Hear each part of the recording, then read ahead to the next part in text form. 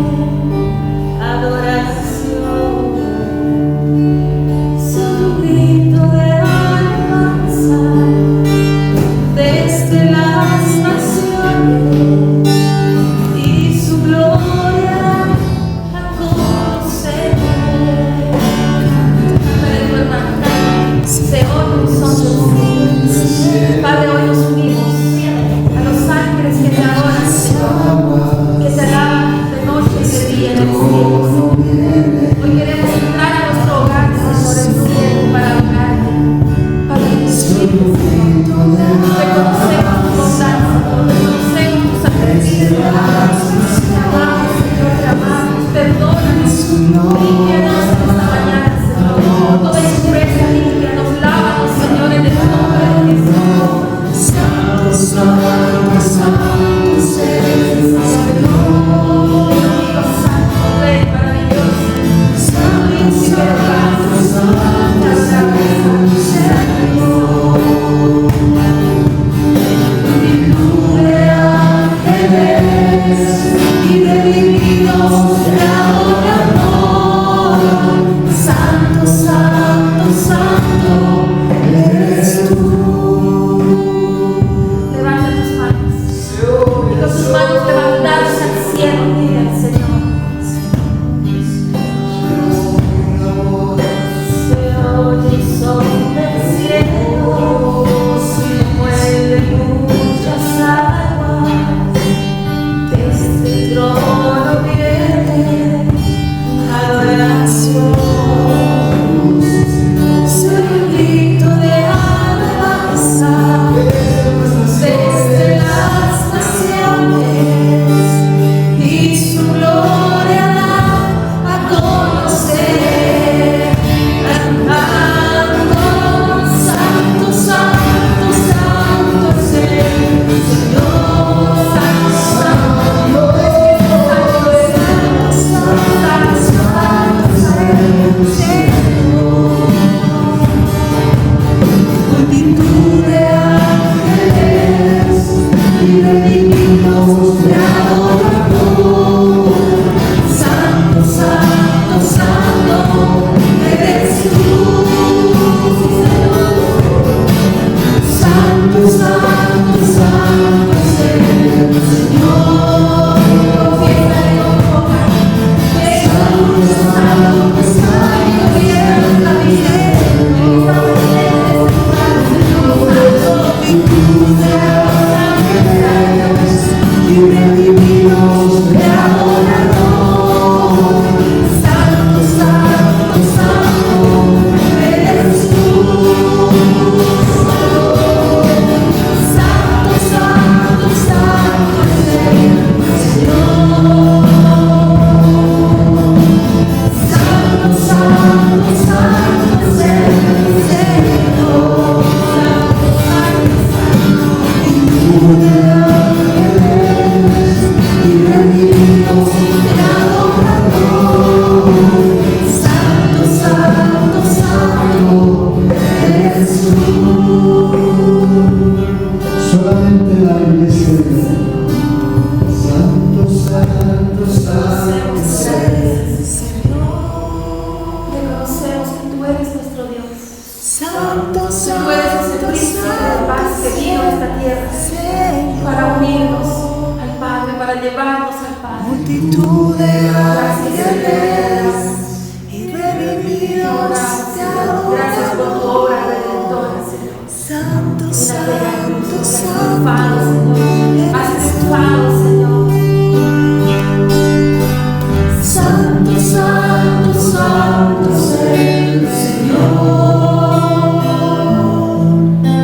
Santo, santo, santo es el Señor. Adoremos. Multitud de ángeles y redimidos te adoran hoy. Santo, santo, santo eres tú. Santo, santo, santo es el Señor. Santo, santo, santo es el Señor. Multitud de ángeles y redimidos te adoran hoy. Santo, santo, santo eres tú. multitud de ángeles Santo, santo y el amado. y El amado redimidos son los que te alaban. Hermanos, nosotros somos esos redimidos del Señor. Santo, santo, Y redimimos el cielo y la tierra para que juntos así podamos alabar a Dios Todopoderoso.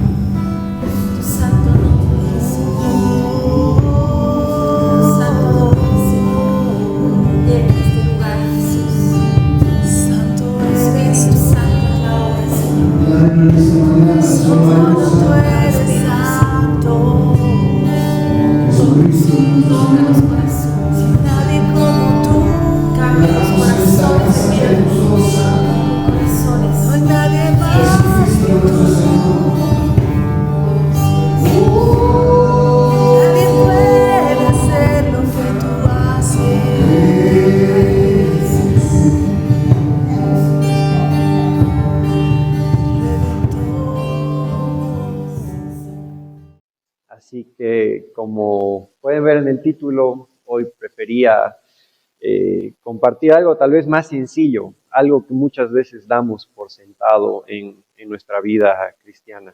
No es tal vez un mensaje específico, pero sí tal vez es algo que lo aprendimos a la rápida en su momento o no le damos la importancia suficiente que tenemos que darle nosotros como cristianos.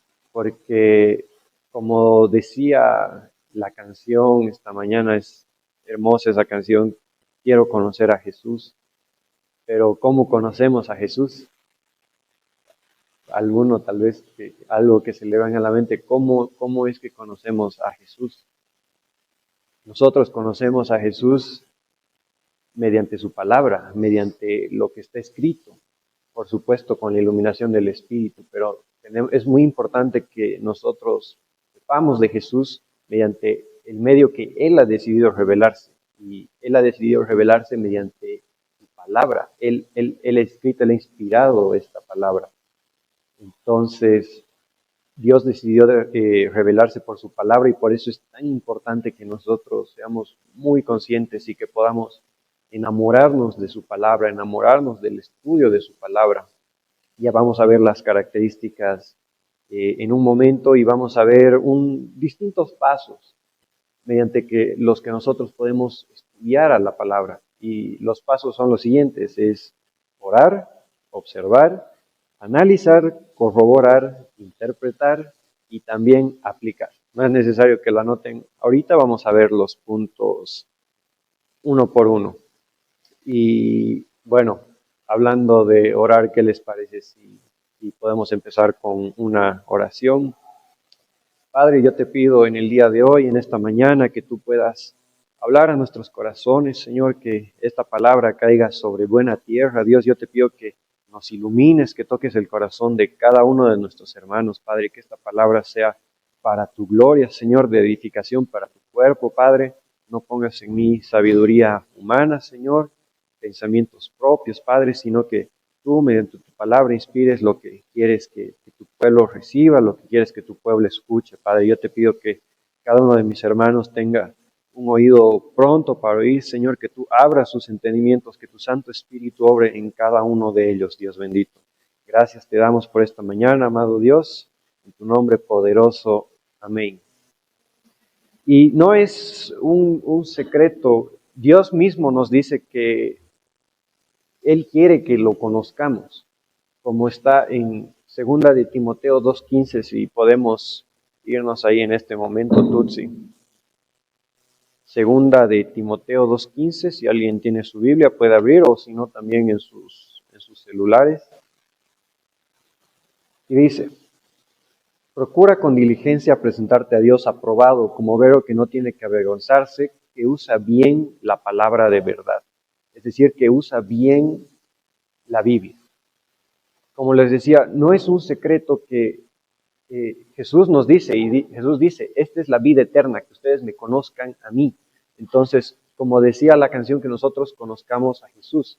Así como Jesús un tiempo decidió revelarse mediante los 10 mandamientos, con Moisés como guía del pueblo de Israel, o como posteriormente decidió hablar a su pueblo mediante los profetas. En este tiempo Dios ya tiene toda la revelación para nosotros acá, en su palabra. Por eso nosotros debemos pensar en todo momento qué es lo que se predica, qué es lo que dice, y siempre contrastarlo con la palabra. Dios no se va a contradecir, Dios no te va a decir algo contrario a lo que esté en su palabra.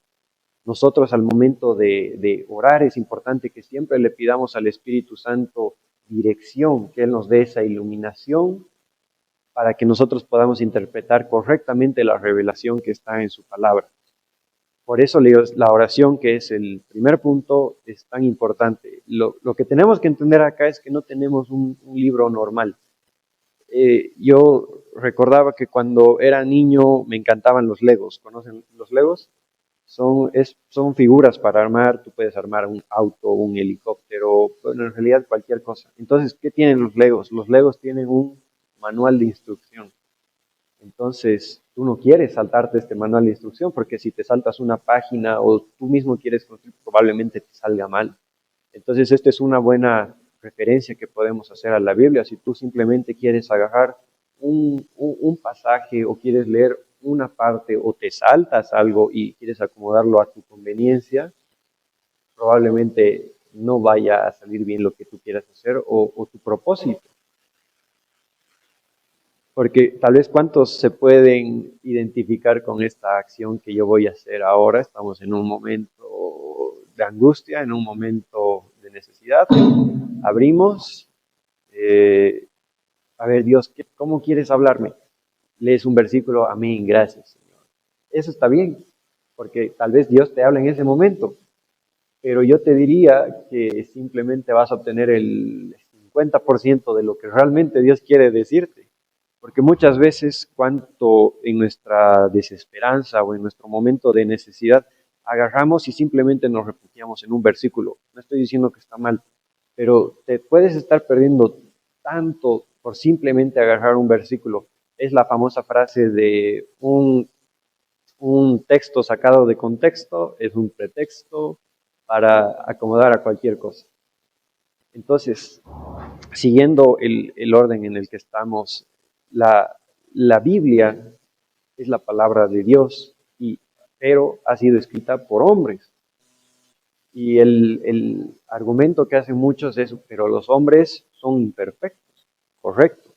Pero, según Primera de Corintios 2.14, si nos podemos ir a Primera de Corintios 2.14, especifica claramente, es un versículo bastante conocido, que toda palabra ha sido inspirada por Dios. Entonces, volviendo al punto de que nosotros debemos ser inspirados por el Espíritu, quiero que leamos esta parte, dice, pero el hombre natural no percibe las cosas que son del Espíritu de Dios, porque para él son locura, y no las puede entender, porque se han de discernir espiritualmente. Entonces, es decir, por eso es tan importante que nosotros siempre le pidamos al Espíritu Santo para conocer la palabra, discernimiento y que Él nos ilumine. ¿Por qué? Porque es la única forma que nosotros podemos conocer a Dios. Es tan peligroso muchas veces que nosotros formemos una imagen de Jesús que hemos hecho simplemente en nuestra mente o que nos han contado. El Jesús fidedigno, el Jesús que te salva, el Jesús que tú ves, que transforma tu vida, que te da vida eterna, es el Jesús de la Biblia. No es un Jesús que te enseñan en otro lado, no es un Jesús que probablemente nosotros a veces hemos llegado a crear con nuestras mentes. Nosotros debemos profesar el Jesús que está en la Biblia, el Jesús histórico, el Jesús que, si bien es amor, también es bastante severo.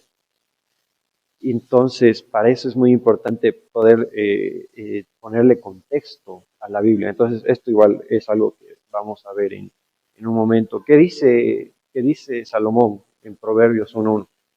El principio de la sabiduría es el temor a Jehová, porque muchas personas, sin necesidad de ser cristianos, católicos o mismos judíos, pueden estudiar la Biblia. Pero si tú no estudias con el Espíritu, probablemente no vas a entender lo que realmente Dios quiso decir en su palabra. Porque si tú lo estudias con meros fines de conocimiento, probablemente no estés entendiendo el mensaje completo que Dios quiere darnos a través de su palabra. Si bien Jesús puede en algún momento transformar a alguien por simplemente leer la Biblia, como dice acá, sin el Espíritu no es posible. Necesitas convertirte en ese hombre espiritual. Necesitas que el Espíritu te guíe para tú poder así discernir correctamente la palabra. Entonces, sí, esto podemos encontrarlo en Corintios 3:18, por favor.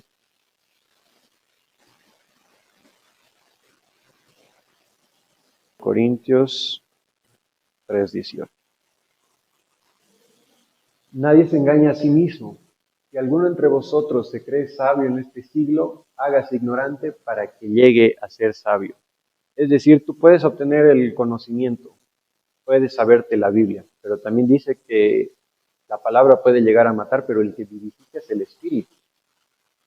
Entonces, para ir cerrando nuestro primer punto sobre la oración, es muy importante que nosotros al momento de empezar a estudiar la palabra, podamos pedirle al Espíritu Santo que nos guíe, que nos ilumine, y que encienda por nosotros ese amor por su palabra, que encienda por nosotros esa sed, esa hambre, porque yo te diría que si no te llama tanto leer la palabra, si no tienes ese amor por la palabra y por saber más de las escrituras,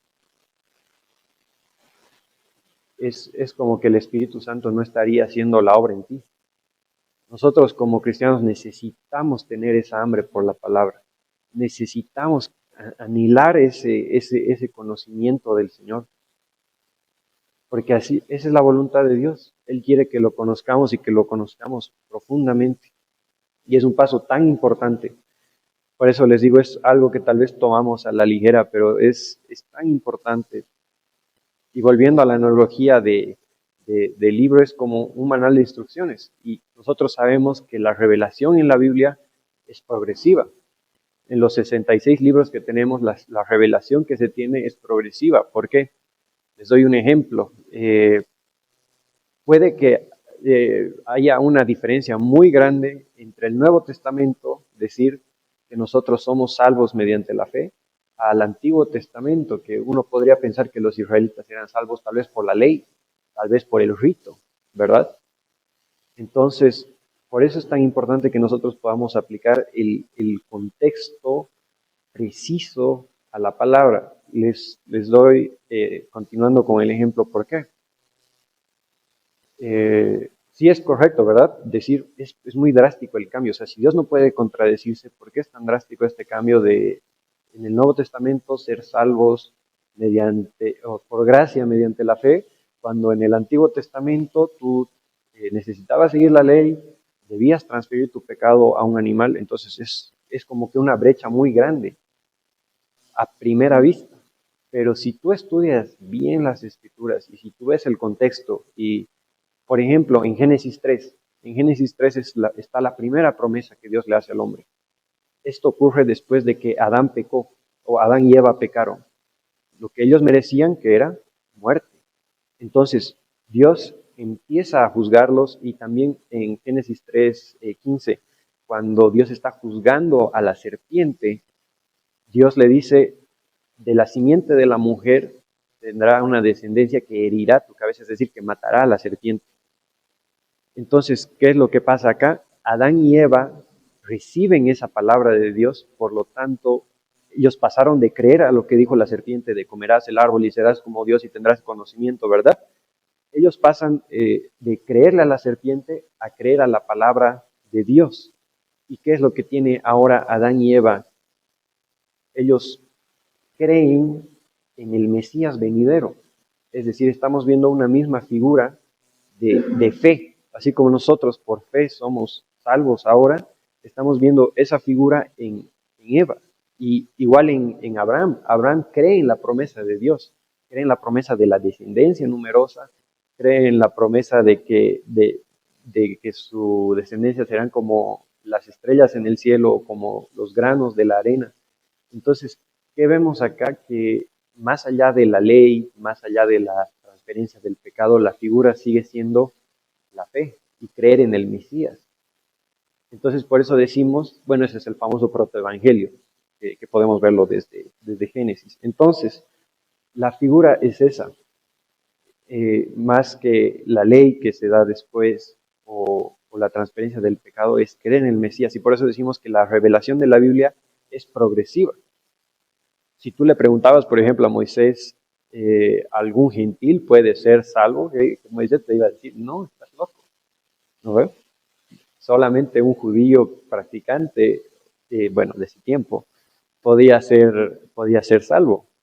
Pero si le preguntas a Pablo, ¿un gentil puede ser salvo? Pablo era el apóstol de los gentiles.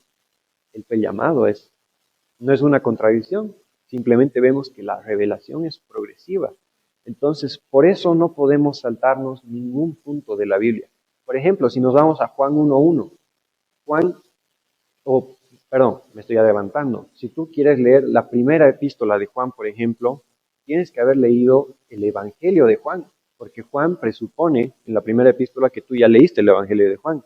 Así como en el Evangelio de Juan, y dice, en el principio era el verbo y el verbo era con Dios, está suponiendo que tú ya leíste el principio. ¿verdad? Está suponiendo que tú ya leíste Génesis. Por eso es importante que no nos podamos saltar nada de la palabra y menos escoger a nuestra conveniencia cualquier versículo, cualquier cosa que dice. Vamos a entrar más adelante en un versículo que habla de Esaú. Los maestros seguro están familiarizados con eso. Entonces, eso para continuar. Y nos vamos a nuestro segundo punto, que es observar. Entonces, para realmente continuar con nuestro estudio y nosotros estemos leyendo, debes observar cuál es el contexto. Esto se llama en estudio bíblico, en teología, hermenéutica. ¿Qué es la hermenéutica? Es el estudio de la palabra en su contexto y la interpretación correcta, básicamente, para no hacerlo muy, muy complicado. Entonces, si nos podemos ir a 2 de Timoteo 3:16, Lucy, por favor. 2 de Timoteo 3:16. Este versículo es famosísimo. Dice: toda la escritura es inspirada por Dios y útil para enseñar, para redarguir, para corregir, para instruir en justicia. Dice, y lo que me sorprende es que dice la escritura, no dice los autores, sino dice la escritura es inspirada por Dios. ¿Y por qué dice la escritura y no los autores? Porque Pablo escribió muchísimas más cartas de las que tú ves acá en la escritura. Pedro escribió mucho más de lo que tú ves acá. Moisés escribió más de lo que está acá en la Biblia. Pero lo que tenemos que entender es que la Biblia y el canon bíblico está conformado por la palabra fiel de Dios. Entonces tú tienes la certeza de que lo que vas a encontrar acá sí es la palabra de Dios. En griego es teospom, es decir, Dios inspiró, es decir, exhaló la palabra. Por eso decimos que la Biblia tiene una doble procedencia. Obviamente la procedencia de parte de Dios, pero también de parte del autor. Entonces es importante que nosotros tengamos en cuenta quién era el autor y a quiénes les estaba escribiendo.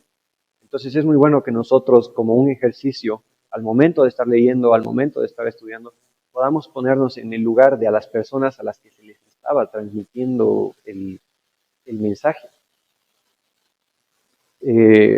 Estamos en 2 de Timoteo. Una vez más, toda la escritura es inspirada por Dios y útil para enseñar, para redarguir, para corregir. Es decir, de aquí sacamos la doctrina de que la Biblia es inerrante. Si Dios es omnisciente, es omnisapiente, es todopoderoso, no puede equivocarse. ¿Hay algo que Dios no puede hacer? Sí, hay cosas que Dios no puede hacer. Dios no puede pecar, Dios no puede equivocarse, Dios no puede mentir. Dios no puede, como dije, no puede equivocarse. Entonces, si Dios no se equivoca, cada palabra que vemos acá es inspirada por Dios y debemos prestarle la reverencia y la atención necesaria. No es que los 10 mandamientos, por ser escritos con el mismo dedo de Dios, como está en Éxodo, vale más que las cartas de Pablo. Es todo la palabra de Dios. No es que los 10 mandamientos tengan más peso que un mandamiento o alguna instrucción que llegue a ser Pablo. Todo es la palabra de Dios. Entonces, estamos analizando cuál es la intención del autor. Por ejemplo, en Génesis 12, cuando Dios le dice a Abraham, vea o sale Ur de los Caldeos y ve a la tierra que tengo para ti. Es decir, acá estamos hablando de que son aproximadamente 2100 años de que venga Jesús. Entonces, nosotros tenemos que ponernos en ese contexto de cultural, geográfico, en el que estaba Abraham cuando recibió la instrucción de parte de Dios. Pero también vemos en Génesis que pasa mucho más que eso. No solamente le está hablando a Abraham, quien escribe Génesis es Moisés. Y Moisés lo escribe 1400 años antes de que venga Jesús. Y también tenemos que tener en cuenta a quién le escribe Moisés, porque Moisés le escribe a la segunda generación del pueblo de Israel que estaba por entrar a la tierra prometida. Es decir, eran guerreros preparados, que ya habían visto a sus padres morir en el desierto, que estaban rondando por 40 años. Entonces, vemos cómo todo esto se junta y todo esto es necesario para poder darle el contexto exacto a la palabra. A ver, yo les hago una pregunta. ¿quién escribió Romanos? Esa es una respuesta. ¿Solo Pablo?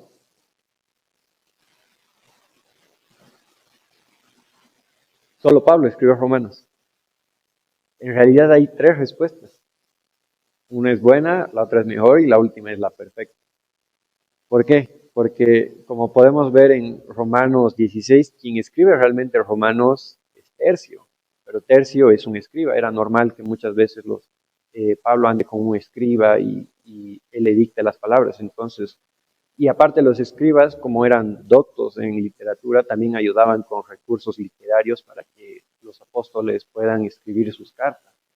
Entonces, algo bueno es quién escribió Romanos. Una respuesta correcta es Tercio, sí. Pero Pablo le dictaba, que es la segunda respuesta. ¿Quién escribió Romanos? Pablo. Pero últimamente, ¿quién escribió Romanos? El Espíritu Santo.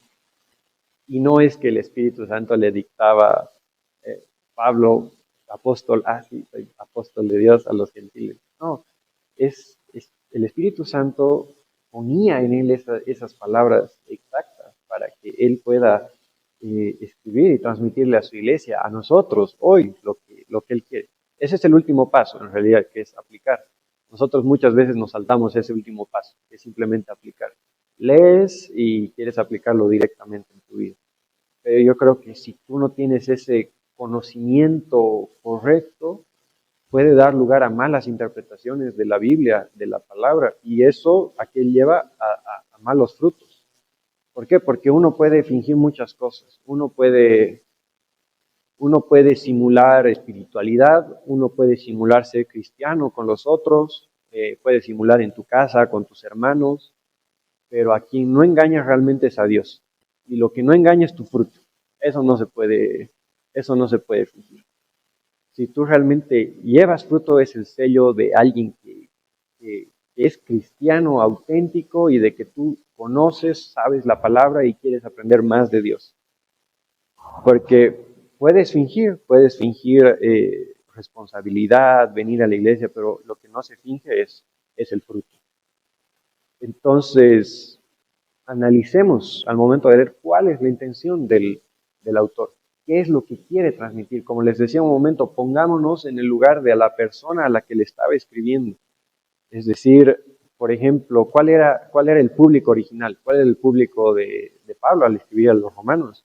Probablemente estás en algún rincón del imperio romano, hay otro sistema tributario, hay otro gobierno, es una cultura muy distinta. Entonces, son factores que tú tienes que poner en consideración al momento de estar estudiando la palabra. Entonces, Dios nos habla dando una interpretación, o sea, Dios nos habla mediante una interpretación correcta. Si tú estás interpretando de manera fiel la palabra, ten la seguridad que Dios te va a hablar. Por eso es tan importante que no te dé pereza agarrar tu Biblia, estudiar, más bien enamórate, pide al Espíritu Santo que ponga en ti ese amor por su palabra, que ponga esas ganas, ese fuego en ti, que lo encienda para que tú puedas conocer la palabra. No puedes conformarte simplemente con escuchar. Claro, la fe viene por el oír la palabra, pero no solamente puedes oír, no solamente puedes estar un domingo acá escuchando la palabra, que tenemos buena palabra. Como decía en mi anterior prédica, o sea, puede que te den alimento, pero estás desnutrido. Entonces, es tan elemental que cada uno pueda tener esa rutina. Es que no, como les digo, no hay otra forma de conocer a Dios. O sea, Dios te puede hablar en un sueño, tú puedes escuchar alabanzas, tú puedes escuchar prédicas, pero si tú no lo estudias, cuidado. Cada uno que se evalúe a sí mismo, en qué estado se encuentra para leer la palabra, para escudriñar las escrituras. No tienes ganas de leer la palabra, en serio, no tienes tiempo. Y volviendo antes a lo de un texto sacado de contexto es solo un pretexto. Hay uno famoso en Mateo 6:33, si te puedes ir. Entonces, les voy a dar un ejemplo más o menos de qué sería un texto sacado de contexto. Muchas veces seguro hemos interpretado de esta forma esta parte. Y nos vamos a Mateo 6:33. Recordemos que este es el sermón del monte, el famoso sermón del monte. Dice, así que no os afanéis por el día de mañana, porque el día de mañana traerá su propio afán, basta cada día su propio mal. Mas buscad primeramente el reino de Dios y su justicia, y todas estas cosas serán añadidas. No, creo que nos gusta mucho el interpretar qué significa estas cosas, ¿verdad? Automáticamente tal vez uno piensa, mi auto, mi casa, mi casota, mi Ferrari, incluso tal vez mi salud, mi milagro. No estoy diciendo que eso no pase, pero si nos vamos versículos más atrás, ¿a qué se refiere estas cosas? Le preguntan a Jesús, ¿qué comeremos? ¿Qué vestiremos? Esas cosas, de eso está hablando Jesús. Vámonos un poco más atrás, si no me creen. Dice, acá está, en el 26. Mirad las aves del cielo que no siembran, ni ciegan, ni recogen en graneros, y vuestro Padre Celestial las alimenta. ¿No valéis mucho más que ellas? Entonces está hablando de alimento, de sustento, de comida. Vestido, y por el vestido, ¿por qué os afanáis? Considerad que los lirios del campo, cómo crecen, no trabajan ni hilan. Pero os digo que ni aun Salomón, con toda su gloria, se vistió así como uno de ellos. No os afanéis, pues, diciendo qué comeremos, o qué beberemos, o qué vestiremos. Y más adelante, mas buscad primeramente el reino de Dios, y todas estas cosas os serán añadidas. Entonces, cuando dice todas estas cosas os serán añadidas, ¿de qué está hablando? ¿De qué comeremos, qué beberemos y qué vestiremos? No está hablando de lo que se te venga a la cabeza, ¿verdad? Por eso es tan importante ponerle un contexto. Y por eso, como les decía al inicio, no solamente leer en tiempos de desesperanza, ay Señor, ¿qué tienes hoy para mí? Abres la Biblia, cualquier versículo y ¡pum! Listo. Es como, acá hay 66 libros. Ustedes se imaginan leer un libro, les doy, no sé, la Odisea, a partir de la mitad, probablemente no vas a entender y te vas a quedar solamente con una parte, ¿verdad? Por eso es tan importante que podamos leer todo. Entonces, por ejemplo, acá en el Nuevo Testamento muchas veces los autores hablan del Antiguo Testamento y citan el Antiguo Testamento. Y probablemente muchas veces nosotros leemos y ni siquiera sabemos que está citando el Antiguo Testamento, ¿verdad? Entonces, esto se llama intertextualidad. Significa que los autores, a lo largo de la Biblia, los autores citan otros textos. Entonces, volviendo a lo que dijimos, tenemos que ser capaces de identificar el texto, identificar el contexto, cuál es el momento en el que se encuentra cuando ha sido escrito. Es muy importante que conozcamos esto. Otro ejemplo, después de Mateo, en Lucas. Lucas era médico, entonces vemos cuál es la diferencia en el lenguaje que escribe, con la precisión, los términos que escribe eran términos médicos. Ves a Pedro, era un pescador. Es decir, ambos fueron inspirados por Dios, pero con los recursos que ellos tenían, ¿verdad? Es decir, y otro versículo que se me viene justo ahora a la mente, Jesús les dice a sus discípulos, está en Juan, en este momento no recuerdo precisamente en qué parte de Juan, pero si me puedes ayudar con eso, Tutsi, pero les dice, el Espíritu os hará recuerdo de estas cosas y de lo que dije. Es increíble. ¿Por qué? Porque los evangelios se escribieron 50 años, 60 años después de que Jesús ascendió al cielo. No sé si ya la tiene. Correcto. Juan 14, 26. Si nos podemos ir a Juan 14, 26, por favor.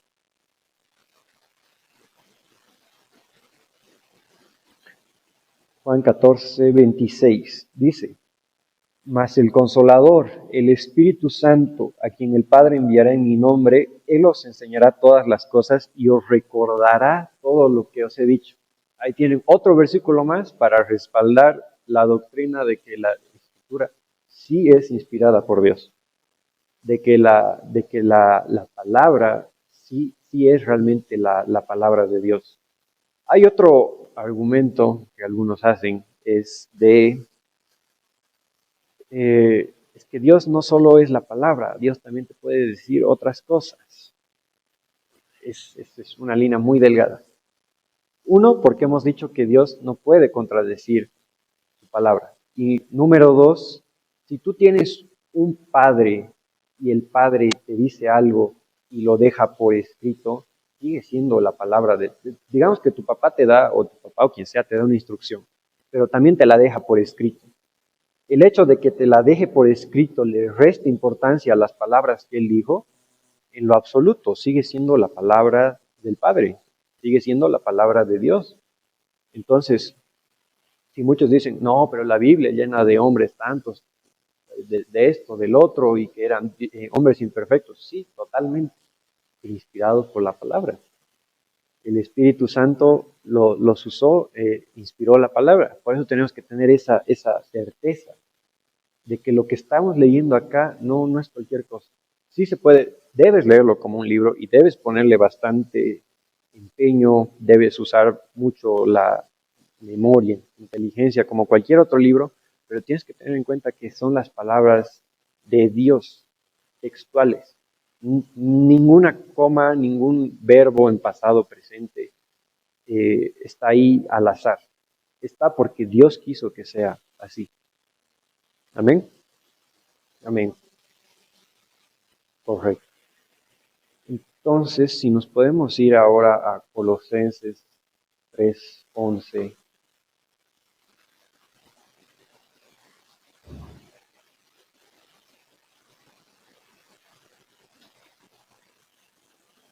Colosenses 3:11 dice, donde no hay griego ni judío, circuncisión ni incircuncisión, bárbaro ni escita, siervo ni libre, sino que Cristo es el todo y en todos. Ahora, dice, Cristo es todo y en todos, pero ¿Cristo está en todos?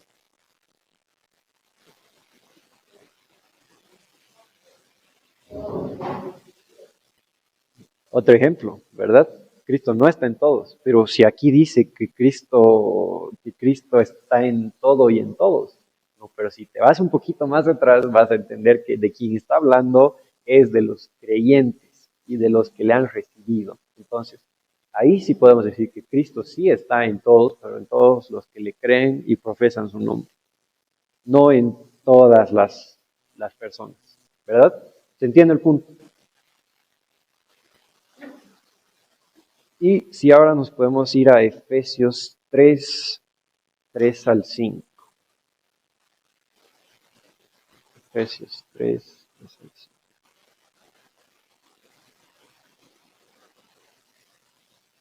Aquí retomando un poco el punto de que la Biblia sí es una revelación progresiva, ¿qué nos dice acá Pablo? Nos dice que por revelación me fue declarado el misterio, es decir, el Espíritu Santo está revelando, está terminando de sellar la revelación acá en la palabra. Que por revelación me fue declarado el misterio como antes lo he escrito brevemente, leyendo lo cual podéis entender cuál sea mi conocimiento en el misterio de Cristo. ¿A qué se refiere con que es el misterio? Está hablando de que ahora el Evangelio os es dado a nosotros, a los gentiles. Ese es el misterio.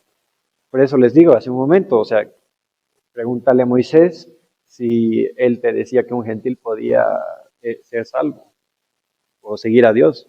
No, porque no eres parte de nuestro pueblo. Pero ahora nosotros somos ese pueblo.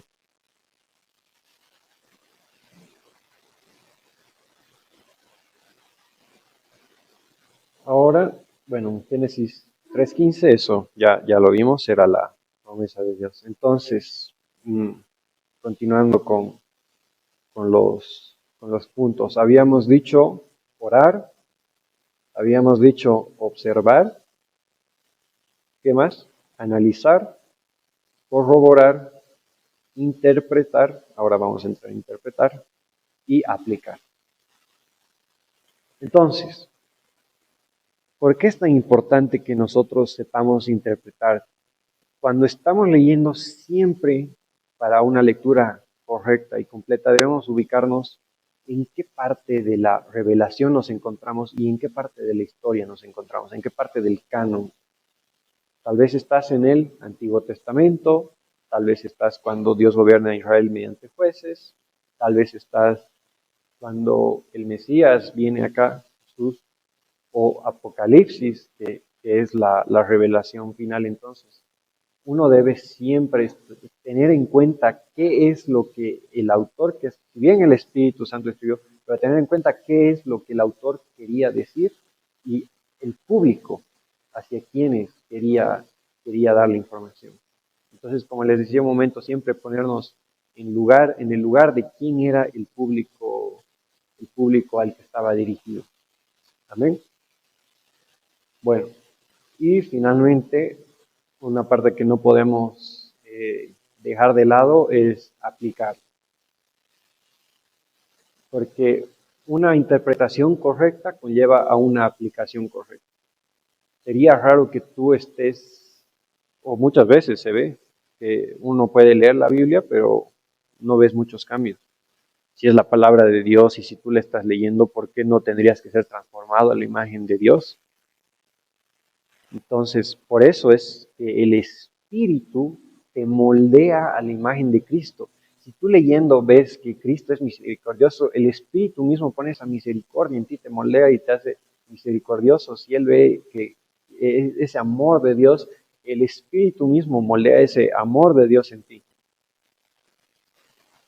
Entonces, no puedes aplicar correctamente si no has entendido o si el Espíritu Santo no te ha iluminado correctamente, ¿verdad?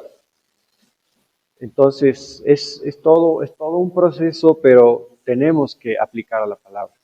Es, como les decía, es un manual de instrucciones para que nosotros podamos vivir plenamente. No estamos diciendo para vivir sin problemas, para vivir sin enfermedades, no, pero para vivir plenamente como Dios quiere que vivamos, para vivir plenamente en Cristo. Porque no confundamos que ese es el mensaje del Evangelio, es dejar nuestra cruz, es dejar nuestros anhelos, nuestros sueños, pero dejarlos por Cristo. Ese es el mensaje del Evangelio. Y que Cristo te ofrece salvación, ¿verdad? Entonces estábamos en Efesios 3:5, pero estoy saltando uno. Hay una parte... ¿En qué libro está? Ahora me estoy acordando. Habla de Esaú, del profano Pablo. ¿Está ahí? Para dar un ejemplo más sobre Hebreos 12:16. Hebreos 12:16. Ok. Bueno, vamos a leerlo desde el 14. Seguid la paz con todos y la santidad sin la cual nadie verá al Señor. Mirad bien, no sea que alguno deje de alcanzar la gracia de Dios, que brotando alguna raíz de amargura os estorbe y por ella muchos sean contaminados. No sea que haya algún fornicario o profano como Esaú, que por una sola comida vendió su primogenitura. Porque ya sabes que aún después, deseando heredar la bendición, fue desechado y no hubo oportunidad para arrepentimiento, aunque la procuró con lágrimas. Acá principalmente habla de que puede que ocurra que tú vengas a la iglesia, que tú hayas conocido a Dios, pero que apostates, es decir, que vuelvas a tu vida anterior. Entonces, esa es la principal advertencia que nos da en el capítulo 12 Pablo, pero cuando nos vamos a esta parte, al final del 17, dice, aunque la procuró con lágrimas. ¿A qué se puede estar refiriendo cuando dice la?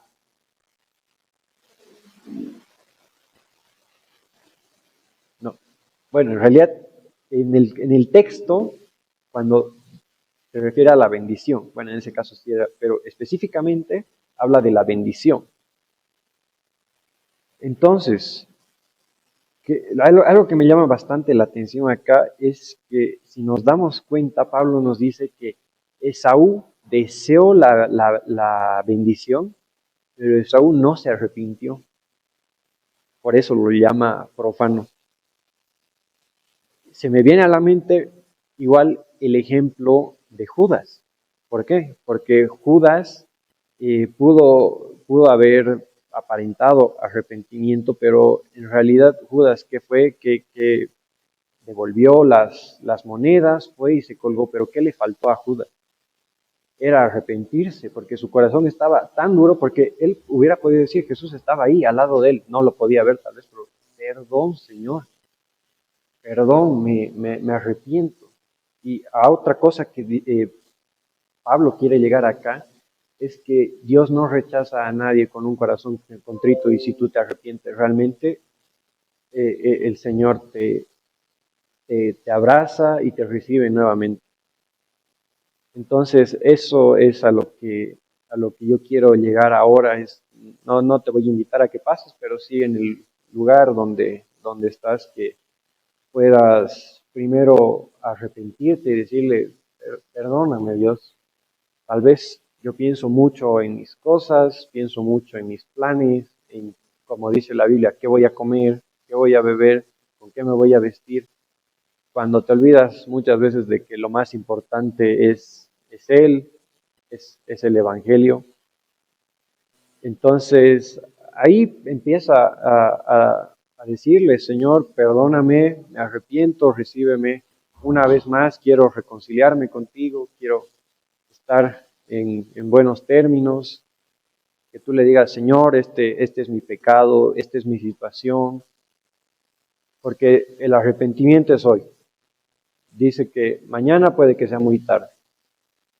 Entonces, si tenemos la oportunidad hoy, si tenemos la oportunidad ahora, hagámoslo hoy, ahora. Así que yo los invito en sus lugares a que puedan meditar esta palabra que acabamos de compartir, pero también ahí que le empiecen a hablar al Señor, que le digan, Padre, estoy arrepentido, Señor, por mis caminos, no estoy feliz con esto. Entonces, que cada uno le pida en este momento guía, consuelo al Señor, que Él traiga realmente ese arrepentimiento genuino en nosotros, ese arrepentimiento necesario.